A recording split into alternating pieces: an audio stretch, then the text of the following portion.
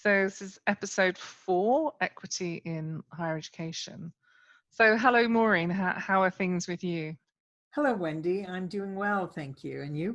It's good. It's good to speak to you again. And I'm really pleased that we have a really important topic in front of us. And so very much we're putting on our old hats in a sense and thinking about if we were in our previous roles as university president and vice president student affairs, what do you think we'd be saying about tackling equity and the challenges that there are in higher education? I mean, we're living through the Black Lives Matter movement to closing the opportunity gap for first generation students. You know, we have a problem or a series of problems to address in our sector. And I think this pandemic, the moment of COVID-19, is really highlighting some real issues of equity in our system. I think we need to see higher education that's more affordable, that's more accessible, that's more efficient, more collaborative.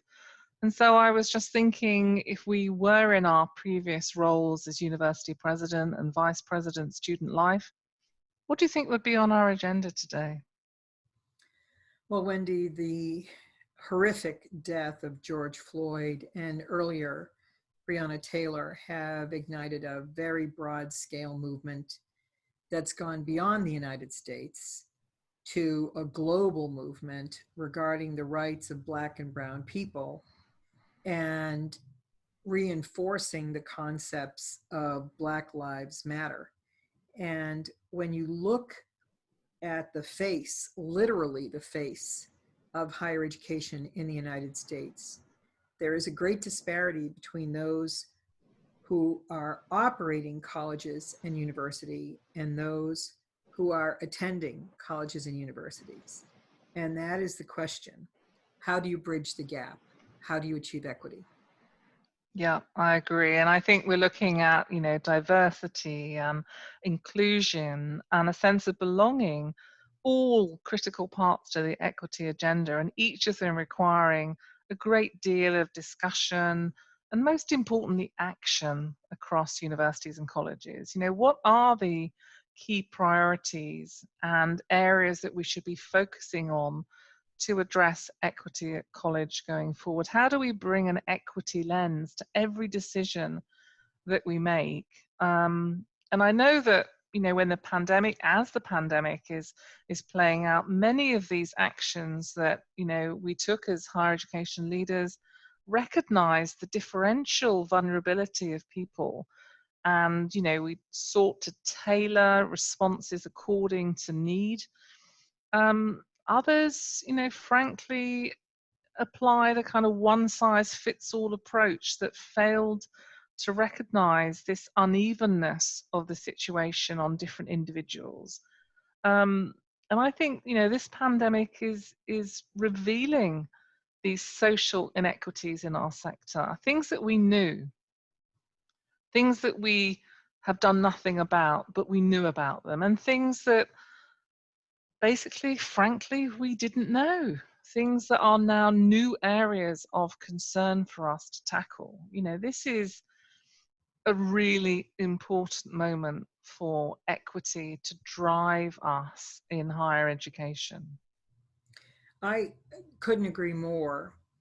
You know, equity issues for students are substantial, and they begin with access and recruitment and outreach, and they continue all the way through every element of education to graduation and beyond in terms of career placement and alumni status. And I must say that uh, these equity issues are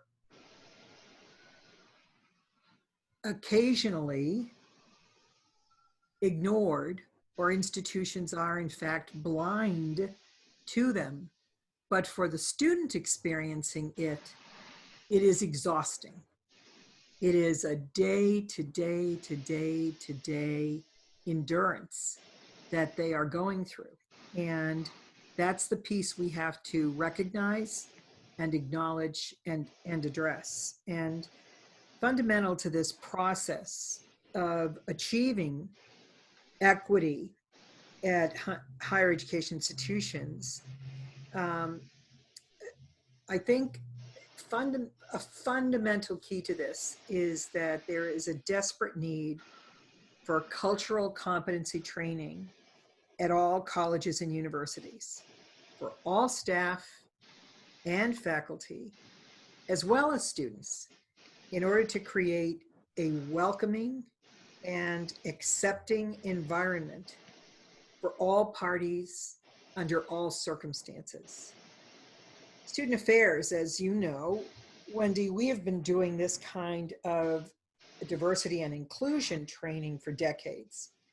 But it's only in recent time that serious efforts have been made to really train staff and faculty regarding the importance of cultural competency, to enhance their ability to successfully achieve aspects of their work so that equity is evident in their everyday work.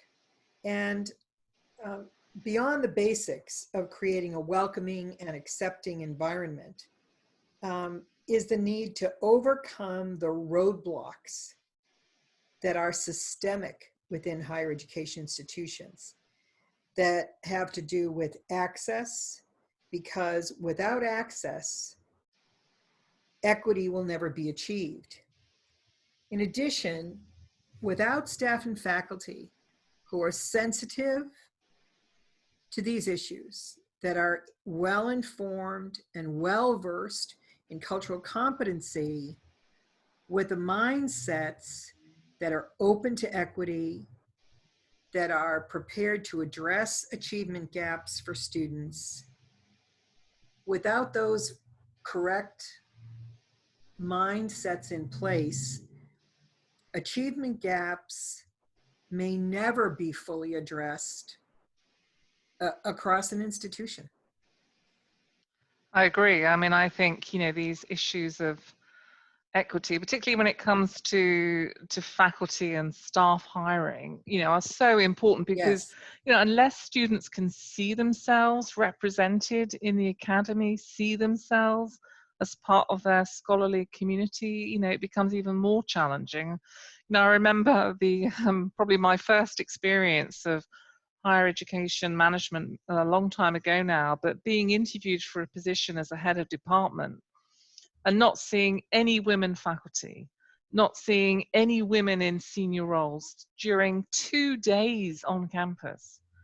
I think the only women I saw were people who served us lunch. And it left me thinking, can I see myself being here? Can I see myself in this community and being my best self here?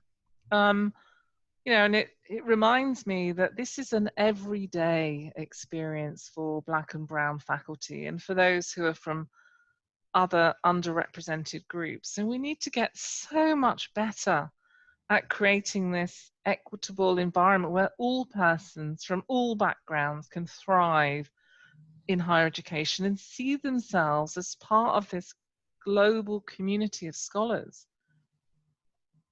Frankly, it's essential. I mean, for the long-term sustainability and stability of our institutions, equity is essential. The case is made, and I'm struggling to see what's getting in our way. Why are we not making this happen? We're still describing the problem and we've yet to fix it. I still hear people talking about achievement gaps and kind of blaming the students. It's our failure, frankly, as higher education institutions. It's our failure to accommodate student needs. We became more accessible. We opened our doors to different kinds of learners, and yet we didn't change our systems, our policies, our procedures to meet the different kinds of needs of a wider variety of learners. We didn't embrace the diversity that was coming through our doors. And I think this seems to me the same thing we're doing with faculty. We're failing to recognise scholarship efforts that emerge from difference and a richness of different experiences. I completely agree with you. I think we've done just what you said. We've been very strong at describing the problem in some institutions, not all, but often the effort ends there. It's almost as if we imagine, or some institutions imagine, that because they've named it, they're done. They're not done. That's step one.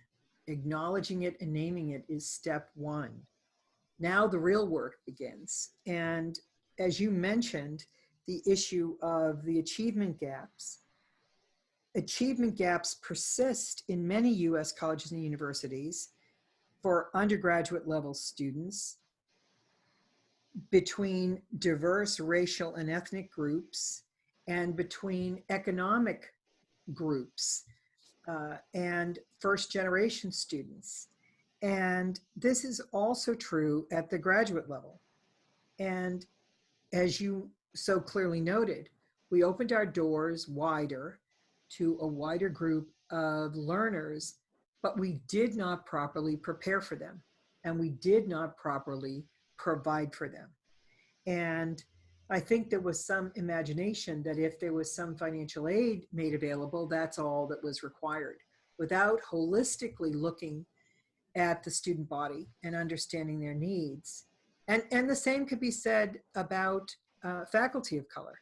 Have we provided support for them effectively or not? Support services in institutions, although now I must give credit, many institutions are modernizing to address this. They have recognized the problem and they are becoming more holistic. And a good example of that is moving or transitioning from a traditional academic advising methodology to an academic coaching methodology in an effort to make good on the promise of graduation for students that are from diverse backgrounds, who are traditionally from underserved populations. And it requires a holistic coaching approach in order to properly support those students in order to increase persistence.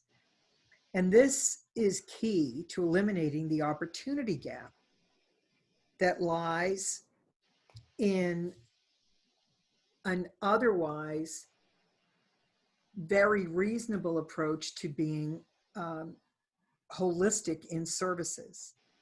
I believe that if you are providing cultural competency training throughout the institution and people understand the concept of mindsets that are open, as Dweck has written about, and understands that all students have the capacity to grow and learn and achieve given the right circumstances, I think this is key for getting institutions from the "we've just described it" zone into the "we're now taking effective action" zone. And it's time for institutions to assess themselves based on their ability to close those achievement gaps and to examine what systemic roadblocks exist and what can they do to eliminate those. I agree.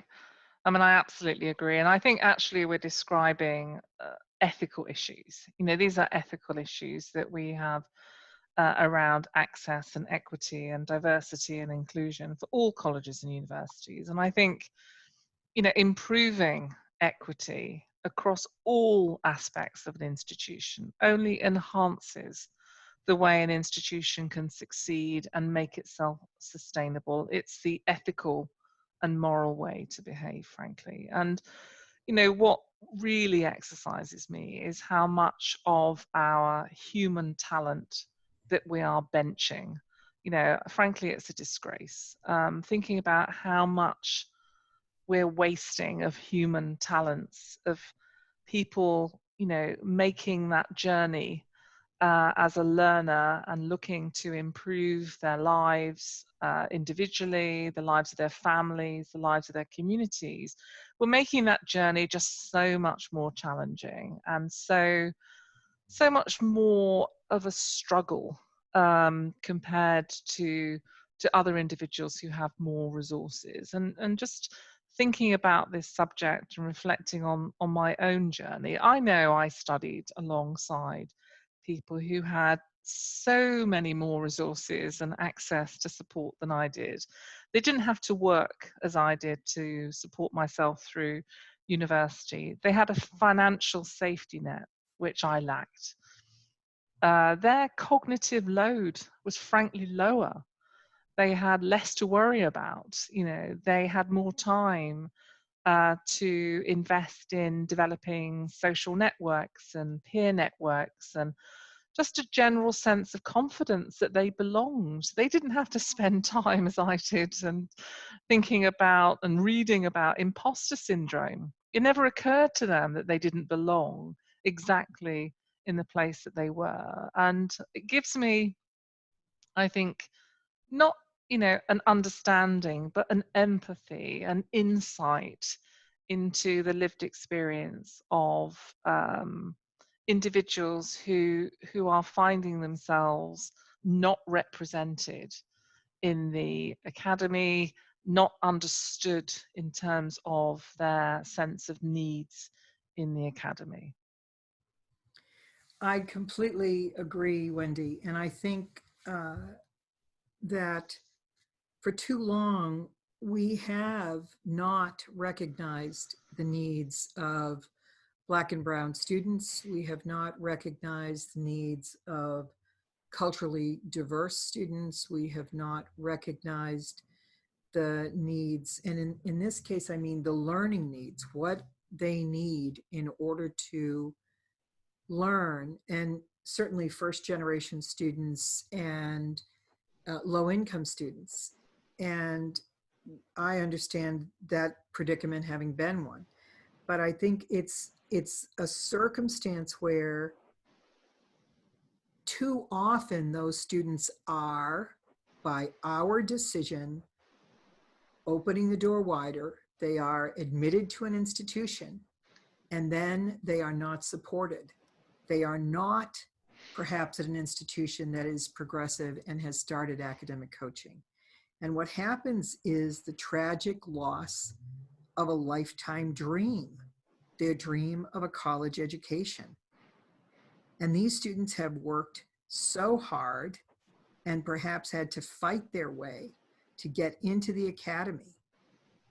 But at the institution, at the academy, we are the ones who have failed to create an environment for them to progress, to proceed, to persist academically, and to graduate, because support systems did not understand their issues and did not provide holistic methods of support.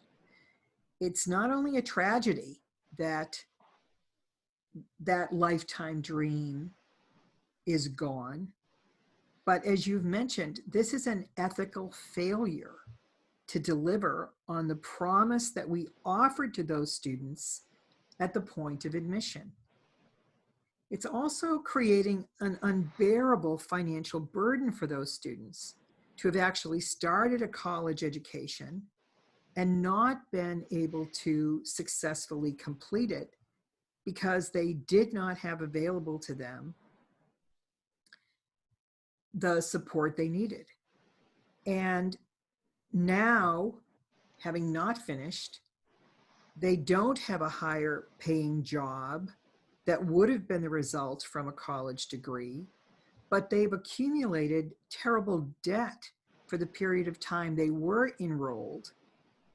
And that was incurred over X number of semesters that they attended, but no job that would allow them to satisfactorily pay that off.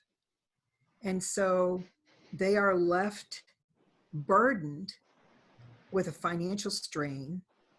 They are left burdened with a dream dashed and with no college level job in their future. And as the scholar Vincent Tinto has written, student success is a shared responsibility. It's not simply up to the students alone. It's up to the rest of us in higher education as well. Yeah, I love that Tinto quote. I think it really does give us a sense of, you know, this is a shared responsibility. And I do get frustrated, as you know, that we just get more and more eloquent and more data and about describing the problem, you know, and we somehow then fall into a kind of mind trap that this is an intractable problem. It's so big, it's so all-consuming that, you know, we just can't fix it. And I don't believe that's true. I don't think it's an intractable problem. I think I have seen incredible innovation in this space across higher education. The chemistry professor who says everyone gets an A and tailors their curriculum to ensure that everybody, irrespective of background or means, gets an A. You know, he makes it his personal responsibility to invest in every student and create tailored interventions. This is what an inclusive curriculum looks like. It's personalized. And I think we can scale that kind of innovation across the sector. Yes. I've just finished reading Kendi's incredible book, How to Be an Anti-Racist, and I'm really energized by what an anti-racist higher education policy and a sector, in fact, might look like, and what we could achieve and what we need to do to get there. And he makes a very powerful call to action that to create an anti-racist world asks that we first believe that we can. That's the first step. And I believe that we can, and I know that you believe that we can too. And I think his model asks, you know, something that's really challenging, that we first admit that racial inequity is an outcome of bad policy. And Correct. we identify racial inequity in all its intersections and all its manifestations. And frankly, we sit down as smart people and we invent anti-racist policies that can eliminate racial inequity. That is not beyond our means. So I know we've just touched on, and clearly we are framed by the social unrest and the issues unfolding before us in the US now, but equity stretches across gender and sexuality, as well as colour, but also class and all of the myriad of intersections, including age and so on.